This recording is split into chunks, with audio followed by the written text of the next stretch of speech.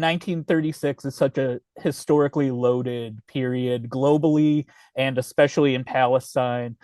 So much comes to a head in this era that I was wondering for you what it's like to really be able to pare all of this down into a single film and what you want to focus on, what you want to give context to, and what you have to fit into it overall. Yeah, yeah, it's a very interesting period and year, and what 1936 means to various countries is very different, and you think about, of course, rising fascism in Europe, and it's a year very synonymous with that. And for us in Palestine, the British have been there already almost 20 years. There is a lot of unrest. It's also an incredible time of modernity, of change, of people being able to move, of cinema, of printing presses, of all this. It's there. If I think only about Palestine in that context, and what it could have been, what it meant. And then, to do a film about this major, major moment in our history, and to feel the incredible responsibility of that, especially because it hasn't been done on screen before. It's not in the popular culture or whatever. So there was a responsibility, and I think I always talk about how our art department, my costume, myself, like we were so obsessed with getting all the details right. And I think a big part of that is because we felt that it was important. We were representing something, and it was us, it was our lives, our families, our history, and we were representing it. We were putting it out there, and it had to be correct. And at the same time, this film was done with sort of a wild sense of freedom, that we are free, we can do this, we're going to do this exactly because we refuse to accept that we can't. So we just kept working like that. And so there's, of course, poetic license in the film, and there's that you're telling the real story, and I have to find those moments of um poetic license, which doesn't you know eh, doesn't I don't know what the right word is, but it doesn't compromise. And I do want to talk about the great technical achievement that this film is. And I think it's something that a lot of people will have an even greater appreciation for, knowing what it took to get this film made in the first place. You're set to start shooting in Palestine. October 7th happens, the genocide happens, and it keeps going on. And everything in this production has to pack up and cross the border into Jordan, which I think anyone that has ever worked on a film knows that changing a location is extremely hard. But for a film with this much period detail, you have things like furniture and animals and costumes and sets and all of these things that have to be set up months ahead of time Yeah. suddenly have to get moved or recreated in another place. So I just have to ask what the process was like making that happen, because I think anyone who's ever worked on a film will tell you that even under the best of circumstances that's hard, but under these circumstances it's downright heroic just trying to remount this in a new location. Yeah, I mean, it was the worst thing that for a film to happen. And like you said, it's animals, it's people, it's we've spent 1 year preparing. And also because we live in Palestine, and it's our place. Like everything there it's hundreds of extras, thousands of extras, it's thousands of crew, it's people all over the country that are working towards this thing. And there are things that cannot move. The village cannot be moved, the crops we planted cannot be moved, the vehicles we built the British vehicles and the bus, we cannot take them across the border. It was already difficult trying to figure out how we were going to get them across checkpoints and how we were going to shoot this film, with like logistically. But then it was like, not there was a moment where I don't know, we did take a lot of stuff as much as we could with us. Um, and there was like, there's this moment with like, I'm there with the production designer and like the production manager. And we got like all this stuff at the border and we're crossing and we just look like crazy people, with like all these like artifacts of the 30s that the things like the typewriter, for example, that typewriter already had a journey before October 7th from, Beirut to Jordan and then to Palestine. And now we were getting it back out again. Um, but it was, yeah, there was some things that could not be salvaged and we lost a lot. And there were people who couldn't travel. There was a lot of crew that was not able to come from Palestine to Jordan and continue. So it was also finding new crew for the parts that are shot in Palestine, in Jordan. And then, of course, when we came back to Palestine, it was like after, this like genocide, after shooting certain scenes, after losing crew, like then we came back. It was like a homecoming, and we were back with the original team, a lot of the original team who had prepped this film for so long. It was a beautiful moment. It was like very bittersweet that we made it. We came back to be able to film, but also everyone had changed, right? I think we all looked like and felt like we had aged years, years in this process. And because that's not because of the film, as it was because of the genocide. Going to ask next is taking on a project like this at this time in history that we live in now. It can't be easy for people to pick up and leave their home to go work on a film, regardless of its importance, regardless of how long you've worked on it. There's a line in your film that speaks to it very greatly, which is, your land is a place where your dead are buried. And I feel like that's a hard thing to break away from at this moment. And I was wondering what it was like for yourself and other members of the crew to be away for very life-changing events while working on this, and Yeah, what the toll of that was on you guys. yeah. Yeah, I mean, there was a toll and we felt it. Um, and to be away from home and nearby, but we're also connected, and that's our family, those are our friends, those are our colleagues. We left behind team that couldn't cross, that were, I mean, it was very intense, and there were casts going back and forth, of course, because there was weeks or months between shooting because we had to stop and start so many times because of course everything spread. So it was like after October 7th, finally when we picked up and started to shoot again in Jordan and had to rebuild everything and start from zero, and we were like refugees. And that's what I kept saying. I said, we're not going to be a refugee film. We're not, our people, we've lived all our lives with this feeling of being refugees. We're not going to be a refugee. We are going back to Palestine. We are going back. We will finish it there. And then like everything spread and it was like Iranian missiles, like everything shut down again. And like and here we are today, still, where it's still, every time we say it can't get worse, it gets worse. Um, but I think it is the film, the emotion in the film, making the film was very raw.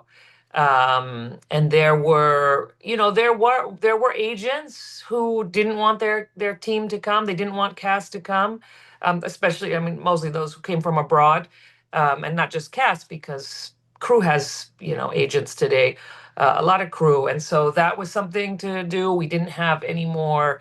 And the film was like barely, it was a big film for us, but it was, we barely managed to find the money to do it. And then we lost so much. And then we would no, there's no more insurance because there's war. There's no more this because there's war. There's no more. And it was like, suddenly making something in a guerrilla style way that was never meant to be made that way. But if we didn't do it, we weren't going to have a film. Yeah, it might be at one of the few examples of a guerrilla made epic, Yeah, which I yeah, don't think exactly. really actually exists. You're Yeah. not going to have David Lean make a film just randomly somewhere and Yeah. get the same results. So You know, when we were on the Oscar campaign, I had a screening in LA. There was a producer there, and he'd asked about the budget, and he said, "You know what? You need to do a master class for for producers in LA, how to like make a film, like because yeah, it's without all of that, comfort that I dream to have one day, but until then, we work." Yusuf is a really interesting one that I think also speaks to the current moment and to 1936 because at the start he has to kind of have one foot in both worlds. Like he has this life in the city, seems very different from the life in his village, and I was wondering what it was like to come up with that character and to find someone who could credibly play someone who could have a foot in both worlds. Yeah. The character of Yusuf is very much my father is Yusuf. My father is born in 1936. He's very similar in a way. I thought a lot about my father. That he was excited about the world, and he was a young man, and the world was changing, and he was ready to change with it. And he wanted to be places and to change and not be like stuck in his town, but to like the world was bigger than that for him. And that's a lot about Yusuf for me, and also being a very gentle spirit, a very gentle person, and a gentle spirit, and not wanting to be involved in things, but you don't choose. Like things, the world changes, and you respond to it, and it changes you. Um, and Kareem, who plays Yusuf in the film, is a young man from Kalkilia, a West Bank town that is completely surrounded by the wall. He grew up, of course, under occupation, surrounded by a wall. He started to do parkour and skateboarding, and it was his like search for freedom and like running, getting away from the army, but also like being free, feeling free. Kareem now lives in Berlin, and I think that that is why he embodies sort of Yusuf, but very kind of modern Yusuf is that, um, he left his village, and he went to Berlin now, and he wants to come back. He happened to, he wants to be there. It's like, I don't want politics. I don't want politics. I don't want to be there, but politics is not something you choose. It's the life that we're living, and there's an injustice, and you can't just being you become you get pulled into it because you are a human and you believe that people should be free in the world. So Yusuf is very Kareem and Yusuf, yeah, they're and that gentleness that he has, he doesn't want to fight, he doesn't want to Khalid says that in the film too. He says, "I don't want to fight." And he says, "No, none of us want to." But he ends up being a good fighter. Yusuf is not really a good fighter, even that, but he's participating. It also speaks to something else I think is topical today, which is there always seems to be, no matter what conflict there is in the world going on right now, there's this divide between cities and rural communities. And I feel Yeah. like people's opinions on a subject change based a lot on their geography. And I think that's something that this film speaks really well to. And I was wondering what it was like to come up with that sort of dichotomy and that difference of opinion. Yeah, I mean, like you said, that's really the case in so many places, and I feel like, of course, class plays a big part in things, and it's something we often don't talk about it enough, and we don't examine it enough. And I was very interested in reading and researching about the revolt, it was started by the farmers. It was started in the village, and it was in the villages that the British couldn't control it. And in the cities, in the upper class, they were also part of the revolt, but they were playing it by the British rules, right? They were speaking their language, in some cases speaking it better than them. They were participating in conferences. They were making the case for independence, but at their own level. And I think the British, of course, knew how to control that and how to deal with that. They did not know how to deal with what was happening, um, in the villages, and the tensions between the Palestinian like upper class and working class. That it's real. It's still there today. It's all over the world, and it's such an essential part of the story. Yeah, and as someone who grew up on the ocean, I always historically have gravitated towards wondering about ports and shipping routes and things of that Yeah, nature. And one of the things that I was always fascinated by was the Port of Jaffa, and yeah, it plays a very pivotal role in this film. It's in some ways where the spark of everything sort of ignites. And I was wondering what it was like for you, because I think that's such a fascinating story on its own. I yeah. feel like an entire movie could be made about the Absolutely. dynamics of It can how be an that entire works. movie. It really can. And it's fascinating the ports too, because in a way it was similar, and it was like also full of men, young men coming from their villages, leaving their families to live in the ports so that they could work and send food, make money, to feed their families. And of course the port is where all the Jewish immigrants were arriving, where there was like all the export and the import and the business and all of this. And it's really interesting, actually. It's to do a film there, and the story, which I hint at a little bit, but the whole thing about that people were unionizing and what was going on between the Arab workers and the Jewish workers. It's a really amazing story, and I could have easily gotten lost in it. And maybe that's another film. But I also, like you, I think ports are really interesting because it's the first point of contact for people when they come to a place. And the people who are from the port, like from those areas, and they live there, and then like that's it's there's a lot there. Yeah, And the last thing that I wanted to talk to you about is kind of the connection that this film does have with British history. It dovetails with it kind of perfectly. 1936 was not a great year for the British in any way. There was a lot of bad things happened for them, and I think this speaks to one of the blights on their track record in the year 1936. But at the same time, this is a film that also bears the BBC Films logo and all of that, and clearly there is some participation there. And I was wondering what the reception for this has been like, particularly from the British audiences. And I feel like it also speaks to some degree how throughout Europe they're still trying to reconcile with a lot of their imperialist past, yeah. and what the reaction has been like from those audiences in particular.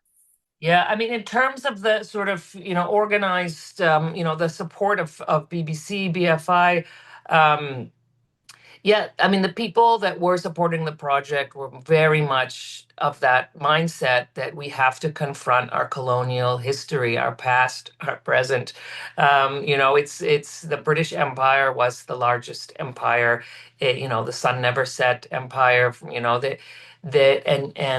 And so they felt very committed to telling, to seeing a story that was from the Palestinian perspective of those years. So I felt a lot of support and a lot of love from the UK. And when we had our theatrical release, we had this, amazing historic 13 weeks in the cinema, which no one was expecting, especially because of, it is tough on the British.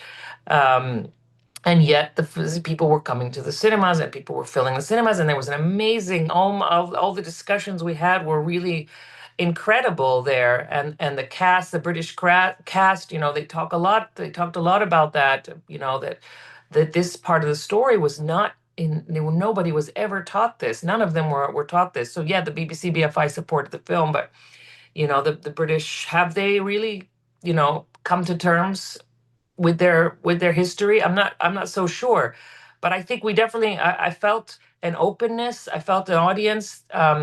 The distributors were saying that there's so many young people. They were surprised the number of young people in the audience for such a film was, I think, something also unexpected.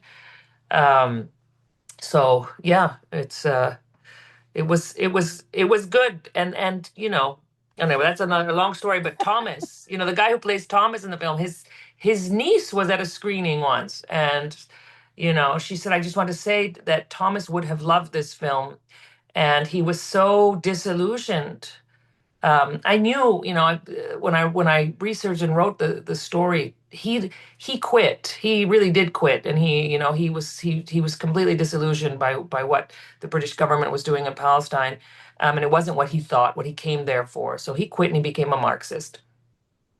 But she was in the audience and she said he not only became a Marxist, very specifically was an anti-colonial activist for the rest of his life because of his experiences in Palestine and what he saw there. And it changed his perspective on the entire, his perspective on the whole world. Yeah.